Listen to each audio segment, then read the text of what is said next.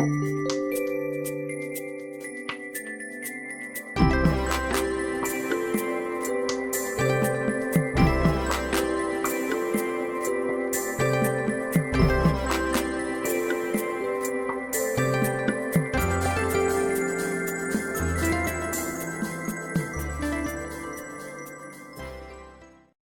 Taurus. Welcome to Pandora Astrology's monthly horoscope for January of 2023. We are the astrologers of Pandora Astrology. I'm Jamie Kale Miller. I'm in Berkeley, California. I'm Julia Mijas in San Francisco, California. Well, let's take a look at January for you, Taurus. I'd like to begin with two of our favorite asteroid goddesses, Juno and Ceres. Now, Juno has been traveling along through your 11th house and in Pisces for some months now. So I'm not going to reinterpret this here. You can find out a lot more about it in your horoscopes for the last several months. But I will tell you that Juno, in her journey through the 11th house, has really been amping up your social life and having you make a lot of shifts in friendships too. But she's this month going to be moving on into your 12th house. And when that happens, you might find yourself wanting to take a social back seat. Wherever Juno goes, she brings her characteristic partnership orientation. She brings collaboration, she brings matchmaking and connecting and networking. But the 12th house is a place of isolation and retreat and solitude.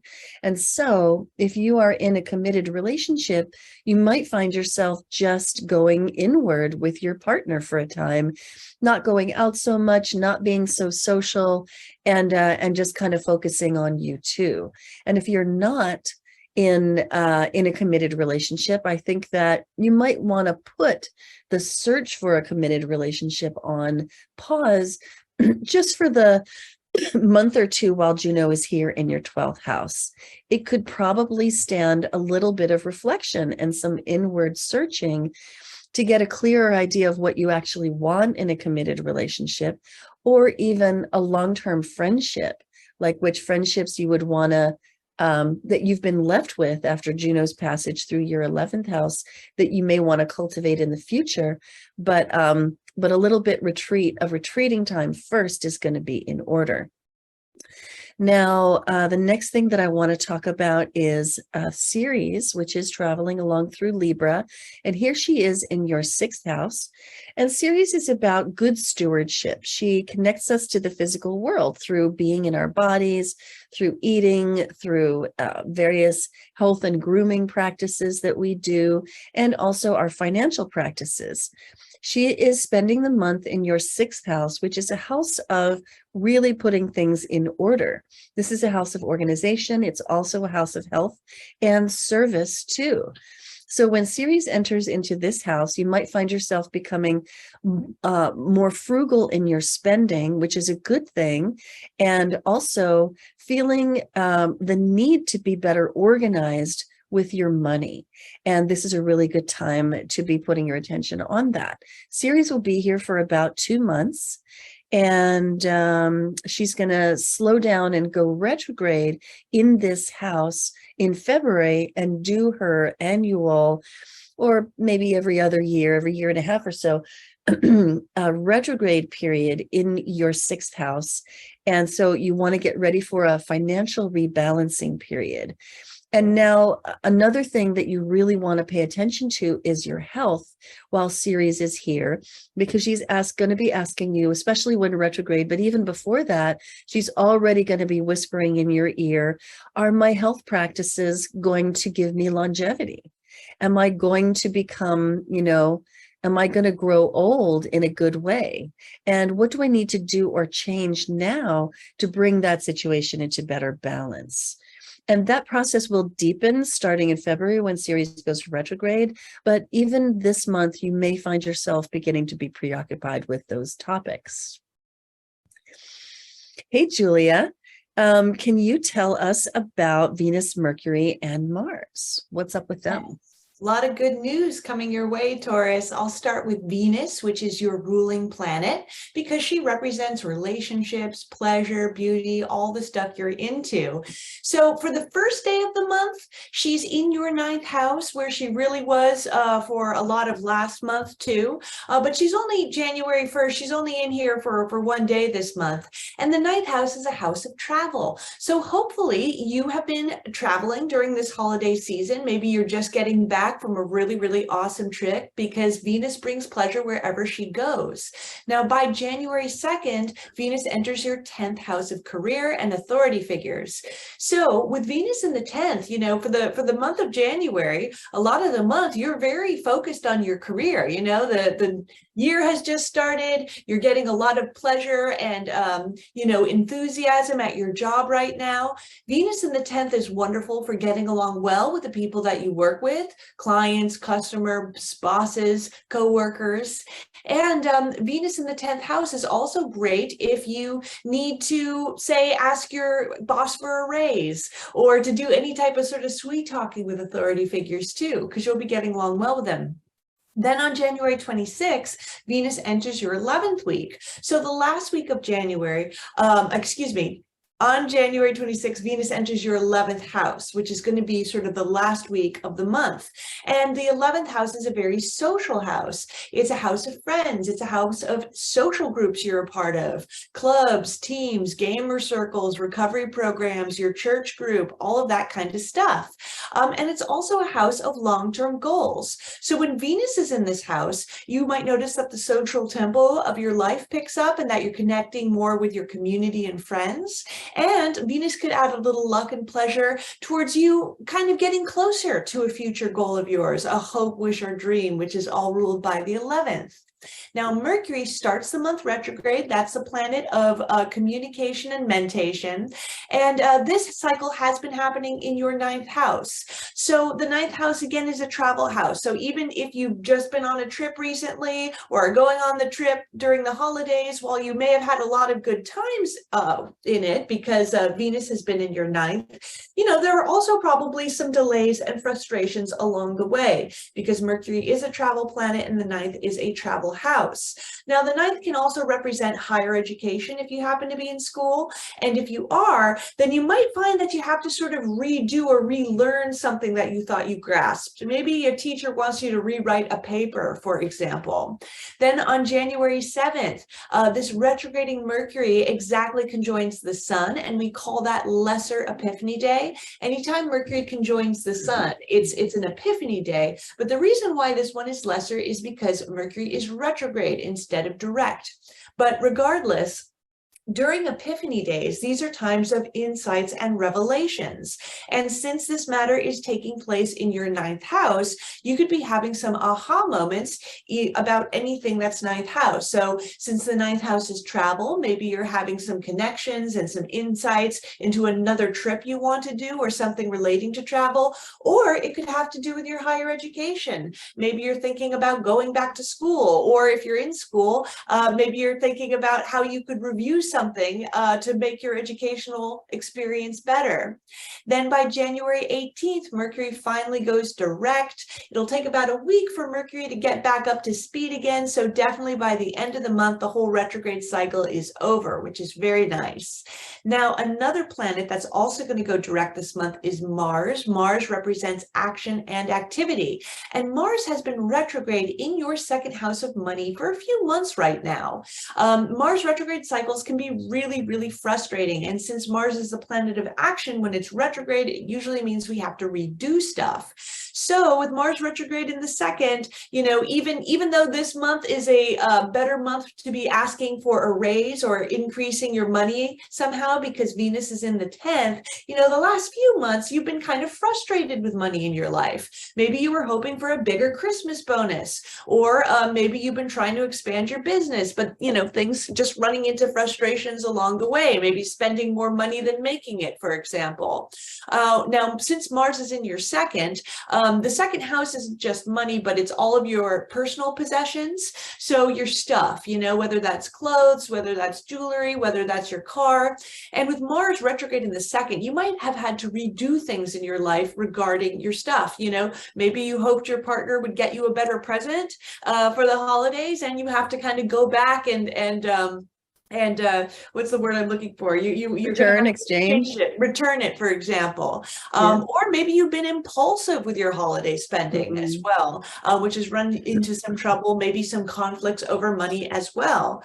But by January 12th, Mars will finally go direct, and by the end of the month, Mars will be back up to speed, and you can start moving forward on all things money and possessions with less frustrations along the way, which is very good. Indeed. So I want to tell you about the two moons of the month. The first one is happening on or around January 6th, depending on your time zone. And here we see the moon is full in the sign of Cancer here in your third house.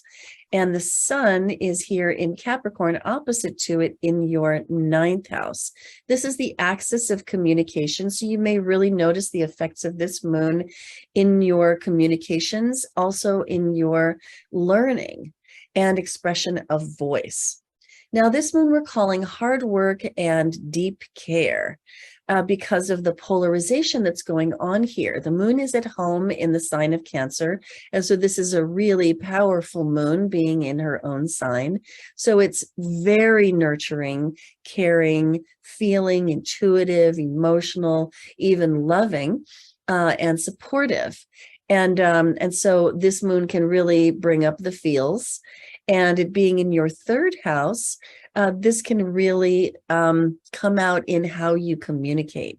You can find that you're communicating more intuitively. You're picking up on what other people are feeling. It's like the subliminal communication is just as powerful and strong as the express words that you're saying and hearing. And yet opposite this moon, we have the very stoical, hardworking sun in Capricorn, which also is very accustomed to making sacrifices for goals. And that's in the ninth house, being the house of education and travel, and the house of your big voice and your big thoughts. And so there's going to have to be some resolution of this opposition as you work hard to integrate and understand the communications in the context of a bigger view or a bigger philosophy or perspective, and also perhaps easily, to process the communication that you're sending and receiving that's intuitive as well as expressly verbal. So this one's complex, and it's complex in and of itself too, because there's a square to Chiron. There's also some really great help from Vesta and Uranus too. And you can find out a lot more about this moon in the video that we made about it on our YouTube channel, Pandora Astrology, and also on our monthly forecast page for January. Then the next thing I want to tell you about is the sun is changing signs. We see it here traveling along through Capricorn for most of the month, totally normal for a January. But around about January 20th, the sun leaves Capricorn and moves into Aquarius, so it changes houses. And it moves from the ninth house, domain of travel, higher education, higher thought, and into the 10th house, which is the much more practical domain of career, of hard work, of goals and ambitions, and also the sacrifices that you need to make along the way. So wherever the sun goes, we want to bring the sunlight of our high quality attention so that things can thrive and flourish there. And the sun will be in the 10th house for 30 days from January 20th. And so it's a really, really good month for putting your attention on your career, on not just the job that you're in, but how it meshes with and contributes to the long-term arc of your career, which is distinct from any job that you may be in along that arc.